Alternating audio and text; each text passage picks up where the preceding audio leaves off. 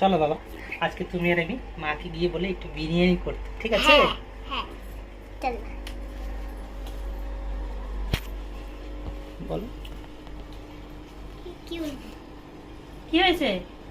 আজকে একটু আমাদের দুজনকে একটু বিরিয়ানি বানিয়ে দাও না।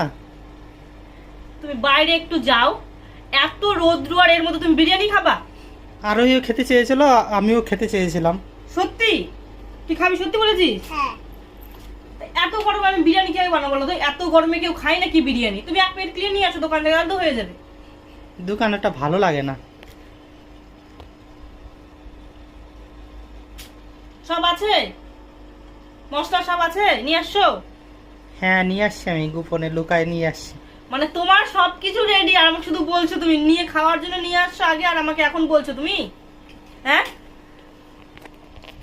খাবা বিরিয়ানি খাবা? হ্যাঁ রে খাবো আমি আর আরোহী।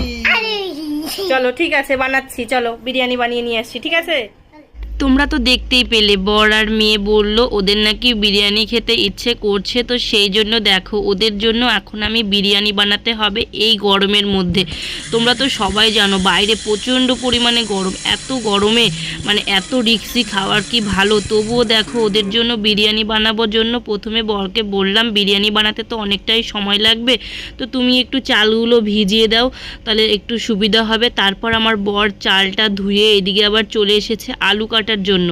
তো ওকে বললাম ঠিক আছে তুমি আমাকে আলুটা কেটে দাও, আর ততক্ষণে আমি পেঁয়াজগুলো ভেজে রাখি, যেটা আমি সবচেয়ে ভুলে যাই। মানে সব কিছুর মধ্যে না আমি এই বেস্তাটা ভুলে যাই, যে প্রথমে যখন লাস্টে যখন বিরিয়ানি সাজাতে গিয়ে মনে পড়ে যে বেস্তা তো ভাজা হয়নি, সেই জন্য আজকে আমি প্রথমেই বেস্তাটা আগে ভেজে নেব। তো কিছুটা পেঁয়াজ আমি মাংসের জন্য রেখে দিয়েছিলাম, আর কিছুটা পেঁয়াজের আমি বেস্তা ভেজে নিলাম।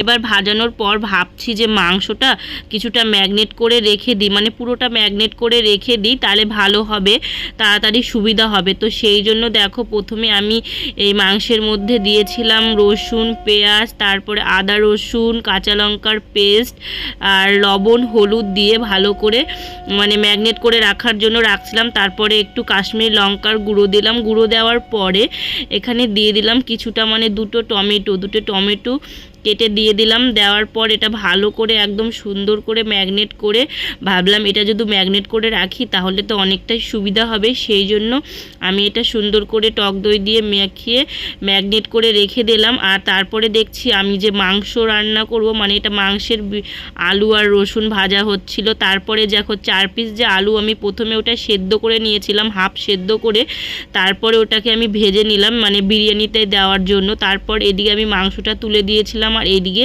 বিরিয়ানির যে চালটা তার মধ্যে কিছুটা আমি তেল সাদা তেল আর হচ্ছে গরম মশলা আর লবণ দিয়ে এটাকে সেদ্ধর জন্য বসিয়ে দিলাম। আর এদিকে আমি যত সমস্ত কিছু বিরিয়ানির মশলা লাগে সেগুলো রেডি করে নিয়েছিলাম, কারণ এগুলো হাতের কাছে থাকলে না তাড়াতাড়ি হয়, পরে আর খুঁজতে হয় না এক একটা জিনিস করে, সেই জন্য সমস্ত কিছুটা গুছিয়ে রাখলাম। আর এদিকে ভাতটা দেখছিলাম, কারণ ভাতটা না একটু 19-20 হয়ে গেলে তাহলে আর বিরিয়ানিটা ঠিক হয় না ভালো, সেই জন্য দেখো ভাতটা দেখার পর এদিকে আমি মাংসের মধ্যে যে মাংস কষাচ্ছিলাম সেখান থেকে 4 পিস যে লেগ পিস ছিল সেটা আমি উঠিয়ে নিলাম। উঠিয়ে নেওয়ার পর এখানে আমি কোন পাত্রে বিরিয়ানিটা বানাবো সেটাই ভাবছিলাম এই সসপ্যানে বানাবো না এই মানে কড়াইতে বানাবো। ভাবলাম আমি সসপ্যানে তো বানিয়েছি, তো এই কড়াইতে কোনো দিন বানাইনি, তো এই কড়াইটার মধ্যে বানাবো। আর এদিকে আমি কড়াইতে বানানোর জন্য সুন্দর করে মানে প্রথমে কড়াইটা ভালো করে পরিষ্কার নিয়ে এর মধ্যে চারিদিকে ভালো করে ঘি দিয়ে মাখিয়ে নিচ্ছিলাম, তাহলে ভাতটা লেগে যাবে না কোথাও। আর তার উপরে আমি দিয়ে দিয়েছিলাম 4টে তেজপাতা, 4-5টে, কারণ কী হবে বলো তো, তেজপাতা দেওয়ার পর না মানে মাংসের যে যখন আমি এগুলো মাংসের ঝোল বা ভাতগুলো দেব তখন না লেগে যাবে না, তেজপাতাটা পুড়ে যাবে কিন্তু ভাতগুলোর মধ্যে কোনো রকম মানে পোড়া ভাবটা আসবে না, সেই জন্য আমি তেজপাতাটা দিয়ে দিয়েছি। আর তার উপরে কিছুটা ঝোল দিয়ে একবার ভাত দিলাম, ভাত দেওয়ার পর সুন্দর করে লেগ পিস আর আলু দিয়ে সাজিয়ে নিলাম। আমি যেহেতু এতটা গরম আমি একদম মানে সিম্পল করে বানাবো, অন্য দিনের চাইতে, কারণ আমার মেয়ে যেহেতু খাবে আর প্রচণ্ড গরম পড়েছে, এই জন্য অতটা বেশি কিছু মশলা দেব না, মানে যা লাগে সেগুলো দেব, তবে কম কম দেব। মানে আমি না আগে বানাতাম কি, আগে যখন ভেতরে একবার যখন মাংস দিতাম, যখন যেখানে মাংস দিয়েছিলাম সেখানেও আমি এই গোলাপ জল কেওড়া জলগুলোও দিতাম, তারপরে আতুর এইসব দিতাম, কিন্তু এবার আর দেব না, ভাবছি একবারই দেব আর সবার ওপরে দেব। মানে বেশি মশলা এই শরীরের পক্ষে এই গরমে খাওয়া ঠিক না, সেই জন্য হালকা মশলায় বানাচ্ছিলাম, হালকা মশলায় সব কিছু অল্প অল্প করে বানাচ্ছিলাম। তো তারপরে সব কিছু এর মধ্যে এক এক করে বিরিয়ানি মশলা, গোলাপ জল, কেওড়া জল, তারপর হচ্ছে আতুর, তারপরে যে বিরিয়ানি মশলা, বেস্তা সব ওপর থেকে সুন্দর করে সাজিয়ে দিচ্ছিলাম। তার ওপর থেকে দিয়ে দিলাম ঘি। তো ঘিটা দেওয়ার কারণ হচ্ছে নিচেও দিয়েছিলাম আর ওপর দিয়ে দিলে আর একটু বেশি টেস্ট হবে, সেজন্য ঘিটা ওপর থেকে দিয়ে দিলাম। দেওয়ার পর তারপরে যে ঢাকনাটা থাকে সেটার উপর লাগিয়ে দেওয়ার পর দেখো আমার অবস্থা, মানে এই গরমে এত গরম, প্রচণ্ড পরিমাণ গরম, মানে কি অবস্থা দেখো, এত পরিমাণ গরম, মানে ঘেমে একাকার হয়ে গেছি। তারপরে দেখো আমি না ওই কড়াইয়ের মধ্যে একটা মুখ থাকে, সেই ছিদ্রটা বন্ধ করার জন্য আমি একটা ঘরে খুঁজে পাচ্ছিলাম না কি দিব, তো একটা পরিষ্কার কান চুলকানো যে বার্ডগুলো থাকে সেই বার্ডসগুলো দিয়েছিলাম। তারপরে দেখো বিরিয়ানিটা আধা ঘন্টা পর আমি বের করলাম। আমি এই ফার্স্ট এই কড়াইতে বানালাম, কোনো রকম দম দেওয়া ছাড়া, মানে আটা মাখিয়ে পরিষ্কার আটা মাখিয়ে যে ধার দিয়ে লাগাতে হয় সেটা আর দিইনি। তো এত সুন্দর হয়েছে দেখো। সব শেষে আমি দেখো পরিবেশন করলাম, এখানে বিরিয়ানি করেছিলাম, তারপরে মাংস করেছিলাম, তারপরে চাটনি করেছিলাম আর মিষ্টি ছিল। মানে এতটা পরিমাণে যে ভাবতেই পারছি না যে এতটা পরিমাণে বিরিয়ানিটা টেস্টি হবে, আর একদম কম মশলায়, আর আমি কোনো রকম ফুড কালার ব্যবহার করিনি আজকে বিরিয়ানিতে।